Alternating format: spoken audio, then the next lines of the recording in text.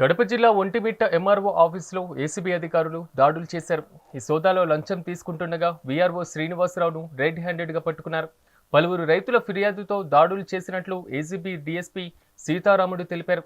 ఇక ఆ ఇద్దరు ఎన్ఓసీ కోసం దరఖాస్తు చేసుకున్నారు. ఈ దరఖాస్తులకు సంబంధించి ఎంఆర్ఓ, వీఆర్ఓ శ్రీనివాసులకు పంపారు.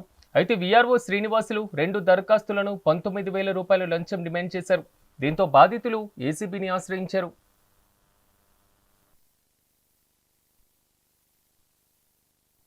రాజారెడ్డి మరియు అతని తమ్ముడు రమణారెడ్డి వీళ్ళిద్దరికి ఉన్నటువంటి వ్యవసాయ భూమిలో వీళ్ళకు ఉన్నటువంటి పాత బోర్బావులకు గాను వాల్టా చట్టం కింద ఎన్ఓసి సర్టిఫికేట్ కోసము, అంటే ఫ్యూచర్లో వీళ్ళకి కావాల్సినటువంటి ట్రాన్స్ఫార్మర్స్ కనెక్షన్ కోసము అవసరమైనటువంటి ఎన్ఓసి సర్టిఫికేట్ కోసము 2025 డిసెంబర్ నెల 19వ తేదీన వాళ్ళిద్దరు అన్నదమ్ములు ఒంటిమిట్ట ఎంఆర్ఓ ఆఫీస్లో అప్లై చేయడం జరిగింది.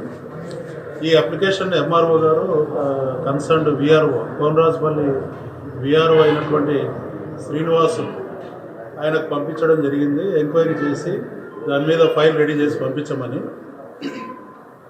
అయితే ఆ వీఆర్ఓ శ్రీనివాసులు తను చేయాల్సిన పనిటువంటి చేయకుండా ఇద్దరు రాజారెడ్డి ఫిర్యాదుదారుడైనటువంటి రాజారెడ్డి ఆ రైతు దగ్గర నుంచి ఒక్కొక్క అప్లికేషన్కు 9,000 చొప్పున 2 అప్లికేషన్స్కు 18,000, తర్వాత ఆ 2 కనెక్షన్స్ కోసము ఒక్కొక్క కనెక్షన్కు 2,000 చొప్పున దీనిలో 18,000 లంచంగా అడగడం జరిగింది.